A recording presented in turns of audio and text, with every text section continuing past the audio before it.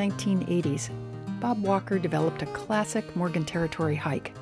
It was beautiful, it was fun, and it inspired people to fight for the purchase of the Marshall property and other expansions of Morgan Territory Regional Preserve.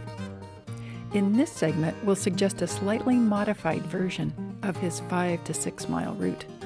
It starts at the pond just north of the staging area and continues on the Coyote Trail along the headwaters of Marsh Creek.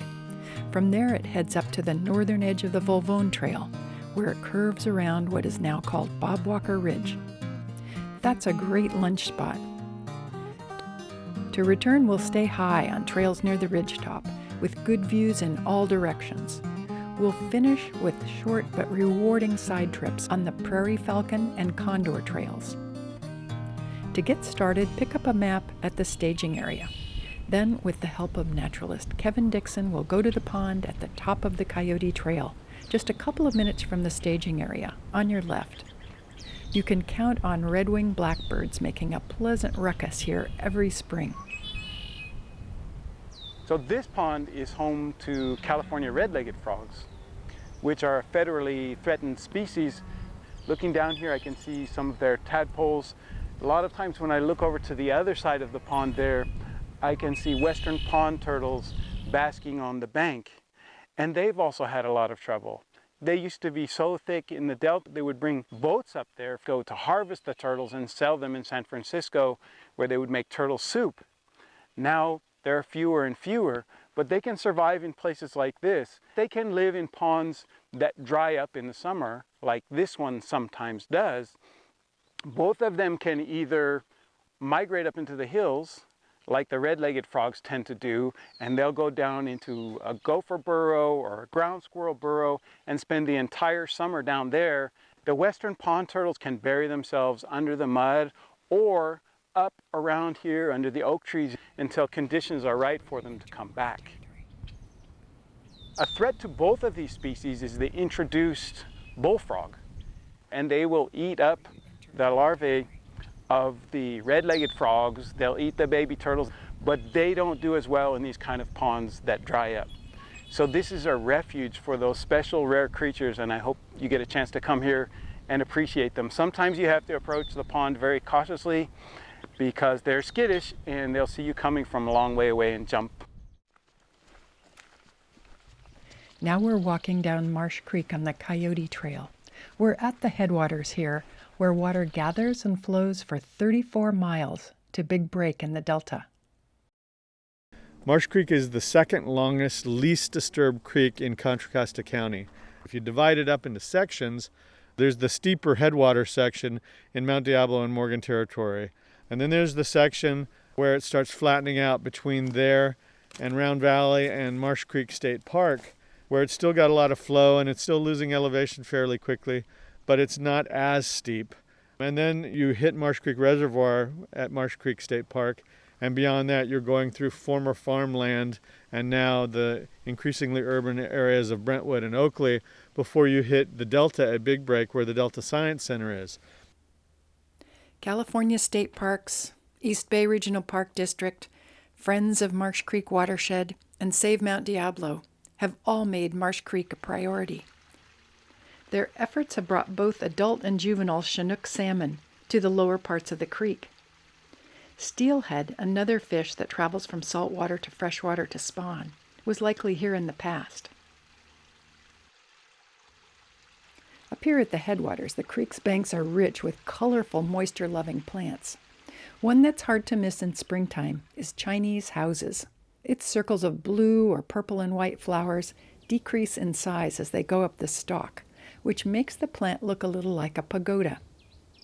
On the edge of a field of Chinese houses, Dixon spots something else. So among all these Chinese houses, there's a little native endemic plant here that a lot of people call the Mount Diablo fairy lantern. So when I say endemic, that's a plant that only lives in this area here. So when you see that, you know that you're somewhere near Mount Diablo. There's a native sunflower that lives out here as well, the Mount Diablo sunflower, which you can also see along this trail, and it's also a big, beautiful yellow flower. One of the cool things But when you get down in these canyons where you're shaded by these oaks, you get beautiful ferns growing. And what we're looking at here is a carpet of maidenhair ferns, which blend into a carpet of polypody ferns along the embankment there. And they're both these delicate, beautiful seasonal plants. By the end of the summer, you will hardly notice them anymore. After about 1.5 miles, our route leaves the creek and heads up through a meadow on the Stone Corral Trail.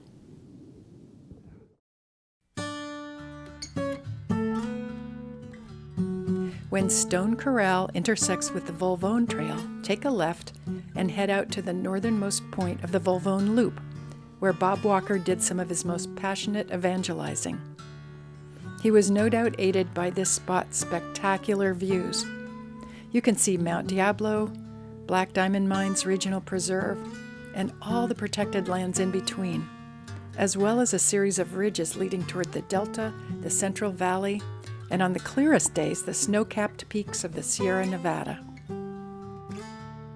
When he got out to the very end of the ridge here, he would set everybody down for lunch, he would hand them postcards, and he would demand they write postcards in favor of preserving the Marshall property that he would then collect to make sure they didn't lose them. And he would stamp them and put them in the mail to the East Bay Regional Park District Board of Directors.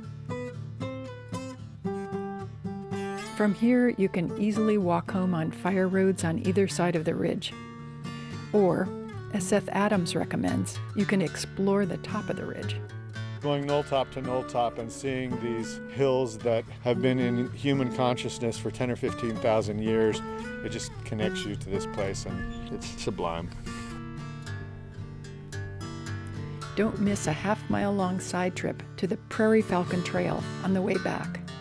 That will take you into Chaparral, with its colorful, sometimes fragrant shrubs, including black sage and manzanita. Because there hasn't been a fire in many years, the manzanitas here are particularly large and beautiful. In a 1/4 mile, you'll be at the edge of the Prairie Falcon Cliffs, with Marsh Creek 300 feet below and Highland Ridge in the distance. As the name suggests, this was once a nesting site for prairie falcons. But these days, you're more likely to see peregrine falcons. That's a near miracle, given that peregrines were hit so hard by the insecticide DDT that they stopped breeding in the Bay Area. They were locally extinct.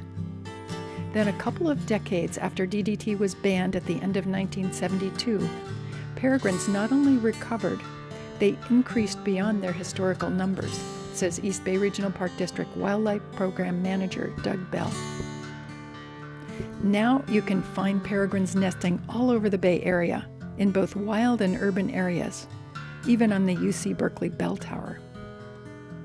Peregrines came to claim or reclaim this cliff in 2015. That year, both prairies and peregrines successfully raised young at widely separated nests. But every year since, the cliffs have just housed peregrines. Depending upon the location of their nest, the Park District may close this trail during breeding season. It's a gesture of respect for a species that's been through a lot. After completing the Prairie Falcon Loop, you'll rejoin the Volvone Fire Road. Turn right, and you'll soon see a sign for the Condor Trail. As you may recall, Condor was one of the supernatural creatures in the Native people's creation story. Moloch, a trail name on the west side of the park, is the Native word for condor. No real-life condors have been sighted in the Mount Diablo area yet, but there's excellent habitat and reason to be hopeful. These super-sized vultures are breeding about 100 miles to the south at Pinnacles National Park. They've even been spotted about 50 miles away at Mount Hamilton. Doug Bell says their arrival here may just be a matter of time. Now turn right onto the Condor Trail. It's the shortest and wildest way back to the staging area, and a feast for the eyes in early May. So here you can see two beautiful little native flowers. You can see the blowwives here in the daisy family growing together with these little tar plants, also in the daisy family, but with a very different pattern. And the tar plants tend to be super fragrant, but I just like to see this abundance here. It's not a super bloom, but it's still pretty fantastic. There's a little slender white owl's clover mixed in here. Most people are familiar with the bright purple ones. This one's more slender and it's called valley tassels. A hemiparasite, which means that it takes some of its nutrition from the surrounding plants, but it does have some leaves that are photosynthesizing.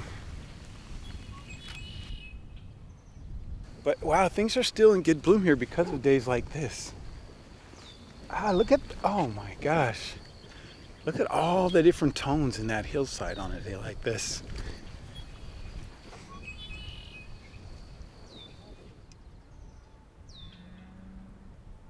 When you get to the end of the Condor Trail, you've almost completed Bob Walker's favorite hike. Just head south, that's straight ahead, to the staging area. As Walker said in his notes on this trip, with any luck, all this has made some kind of sense, and you've successfully found your way back to your car. And if you've come under the spell of this mystical place, you're no doubt planning a quick return. Enjoy.